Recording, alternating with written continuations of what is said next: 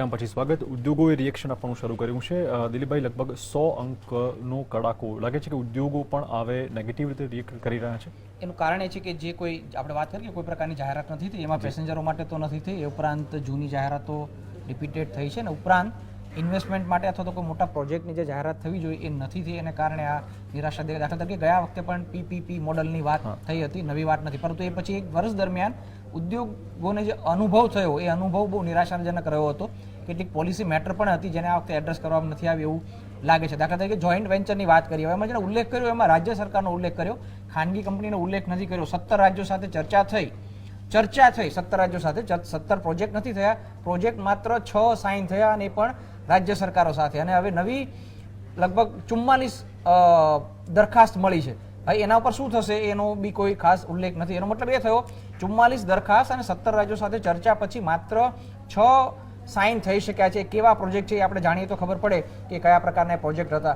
હવે રાજ્યોને તો પોતાના પક્ષની સરકાર હશે તો એને ફરજ પાડી હશે કે તમે અમારી સાથે સાઇન કરો એટલે આ દેખાઈ શકાય. એ રીતે ખાનગી કંપનીઓ છે એ જોડાય નહીં. ખાનગી કંપનીઓ હંમેશા રેટ ઓફ રિટર્ન્સ વિશે વિચારવાની છે. ફ્રેટ વિશે વાત કરી હતી, ગયા વખતે કરી કે તમને તમારી ટ્રેન આપવામાં આવશે, તમારી ગુડ્સ ટ્રેન આપવામાં આવશે, તમારે પેસેન્જર ટ્રેન ઉપર તમારું નામ આપીને ચલાવી શકાશે, એ પ્રકારની યોજનાઓ હતી. એમાં જે ચર્ચા કરી હતી નિષ્ણાતો એ પ્રમાણે ફ્રેટ નક્કી કરવાનું જે મિકેનિઝમ છે એ મિકેનિઝમ એ પ્રકારનું હતું કે એમાં પૂરતું વળતર ના મળી રહે. હવે પૂરતું વળતર ના મળે તો કોઈ કંપની પોતાની ગુડ્સ ટ્રેન ચલાવવાની નથી.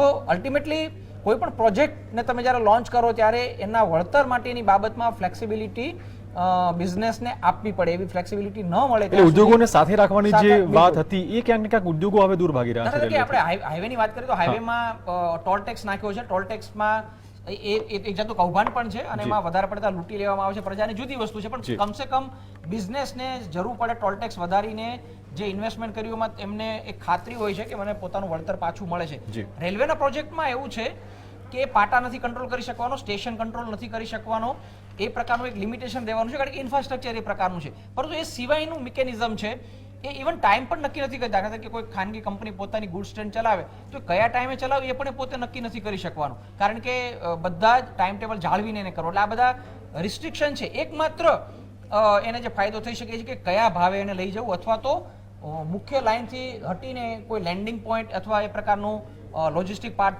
પોતે ઊભો કરી શકે, આટલી જ ફ્લેક્સિબિલિટી હોય છે. તો એ ભાવ નક્કી કરવાની ફ્લેક્સિબિલિટી પણ નથી આપી શક્યું પોલિસી લેવલે અને આ વખતે પણ એવી કોઈ પોલિસી લેવલે જાહેરાત ન થઈ. ગુજરાતના સીએમ આનંદીબેન પટેલે રિએક્શન આપ્યું છે બજેટ પછી થયું છે જેમાં ગરીબમાં ગરીબ મુસાફરોનું પણ ધ્યાન રાખવામાં આવ્યું છે, મહિલાઓ માટે, સિનિયર સિટીઝનો માટે.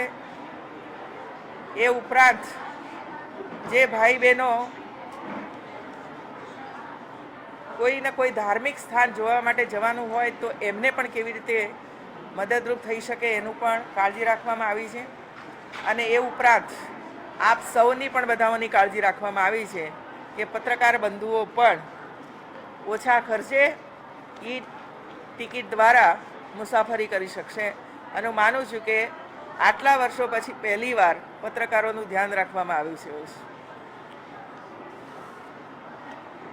પહેલું તો એ છે કે રેલવે ભાડામાં કોઈ પણ પ્રકારનો વધારો કરવામાં નથી આવ્યો.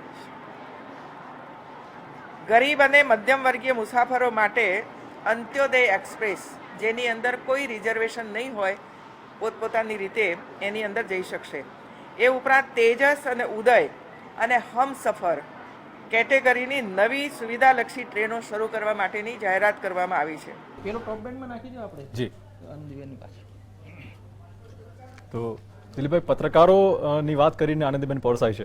ના, એટલા માટે પોરસાવાની જરૂર નથી. પત્રકાર બહુ નાનો વર્ગ છે અને આવી સુવિધા ના આપી હોત તો પત્રકારોની એવી કોઈ ડિમાન્ડ પણ નહોતી. લોકોને વધારે સુવિધા મળે, વધારે જવા માટે મળે કારણ કે સમયસર ટ્રેન મળવાની હોય, સમયસર પહોંચવાનું હોય, વધારે ટ્રેન મળવાની હોય, જ્યાં જવાનું હોય એ કનેક્ટિવિટી મળવાનું હોય. પત્રકારો કંઈ મેટ્રો વચ્ચે નથી ફરવાના, પત્રકારોએ ખૂણે ખૂણે જઈને માહિતી લેવાની હોય છે. ત્યાં જવા ટ્રેન જ નથી મળતી અને ટ્રેન મળે છે એટલી દૂર મળે. આપણે અહીંથી ભાવનગર જવું હોય તો ટ્રેન નથી મળવાની, અહીંથી અમરેલી જવું હોય તો ટ્રેન નથી મળવાની.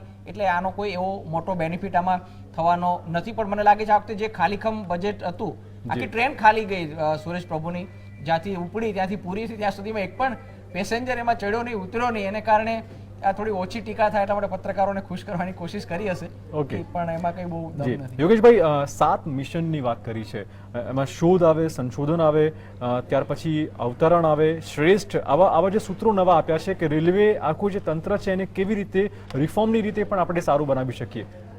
ના 7 જે નવા નામો આપ્યા છે જી એમાં કયા પ્રકારનું શોધ કરશે? જી રેલવે ઇન્જન બનાવવા માટે, એટલે ક્યાંક સ્ટાર્ટઅપ માટે 50 કરોડની પણ ફાળવણી કરાઈ છે, એટલે એ પેસેન્જરના રીતે સુવિધા માટે નવા આઈડિયાઝ.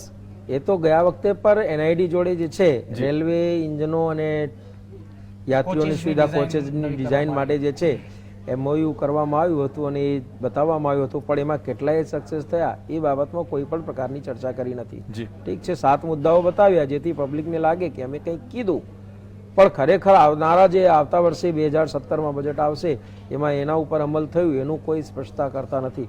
ખરેખર રેલ મંત્રીએ જૂના જે બજેટ એમણે કર્યા હતા એમાંથી કેટલું એમણે પૂર્ણ કર્યું એ પણ બજેટના અભિભાષણમાં લેવું જોઈએ, જેથી પબ્લિકને ખબર પડે કે આ માણસે ગયા વખતે આવું કીધું હતું, આમાંથી આટલા સુધી એ પહોંચી શક્યા, આટલા પહોંચી શક્યા નહીં. એટલે જો એને 100 માર્કનું ગણવામાં આવે એમાં 5 માર્ક, 10 માર્ક, 50 માર્ક, 99 માર્ક કેટલા એ કામો કરી શકે એના ઉપરથી આકલન કાઢી શકાય. તો આ રીતે આ તો ખાલી એક ભ્રામક નામો આપીને પબ્લિકને ભ્રમિત કરવાનું એક બજેટ રહ્યું છે. તો જે ટ્રેનની વાત કરી એમાં શર્માજી મિશ્રાજી વાત કરતા હતા, એ પણ એમણે એવું કરી કે જે 4 નવી ટ્રેનોની વાત કરી એ પણ લગભગ જૂની છે બધી.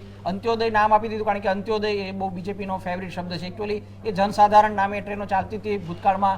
ગરીબ રથ પણ લાલુ પ્રસાદ યાદવ લઈ આવ્યા હતા. પ્રીમિયમ ટ્રેન જે નિષ્ણાંતો માને છે કે બહુ ફેલ ગયો છે, આખો ફ્લોપ શો ગયો છે, પ્રીમિયમ ટ્રેનનો વિચાર બહુ સારો લાગ્યો હતો રજૂ થયો ત્યારે, એનું નામ હમસફર કરી નખાયું છે. જે રીતે સ્પીડની વાત હતી 130 કરવાની, એ તો ગયા વખતે પણ જાહેરાત કરી હતી મિશ્રાજીને અને શર્માજીને પણ આ બાબતમાં રાજુભાઈ પણ સમજે છે આ વસ્તુ કે ગયા વખતે પણ 110ની 130 અને 160ની 180 કરવાની વાત હતી. એ દુરંતો ટ્રેન હતી સ્પીડની, મમતાએ વાત કરેલી બંગાળી ભાષામાં દુરંતો એમ બોલીને, એનું નામ તેજસ આપી દેવાયું છે. ઉદય ગરીબ રથ છે એને નામ આપી દેવાતું છે. એટલે આ પ્રકારના નામો આપ્યા છે પણ એનો કોઈ બેઝિકલી કોઈ નવી વસ્તુ નથી આવી એમાં.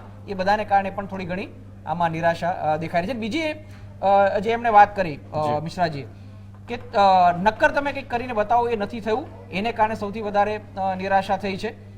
ચોક્કસ યોજનાઓની વાત કરી, હિસાબે એમણે કેટલોક આપ્યો. દાખલા તરીકે એમણે એમ કહ્યું કે આપણે જે બ્રોડગેજ બને છે 2530% આપણે વધારો કરીશું, દર વર્ષે 2500 કિલોમીટર કરી નાખીશું. અત્યારે રોજના 7 કિલોમીટર થાય છે ઓલરેડી, અને આપણે 13 કરીશું પછી 19 કરીશું. હવે આ જે ઇન્ક્રીમેન્ટલ ડેવલપમેન્ટ છે, આપણે જેને કહીએ એક પ્રોસેસ છે. હવે આમાં તમે કોઈ રેલવે પ્રધાન ન રાખો ને તો પણ આ એક પ્રોસેસ ચાલ્યા કરવાની છે. દર વર્ષે 1600 કિલોમીટરનું ઇલેક્ટ્રિફિકેશન આ વખતે થઈ જશે, પછી 2000 સુરેશ પ્રભુ રિએક્ટ કરી રહ્યા છે, આપણે સાંભળીએ.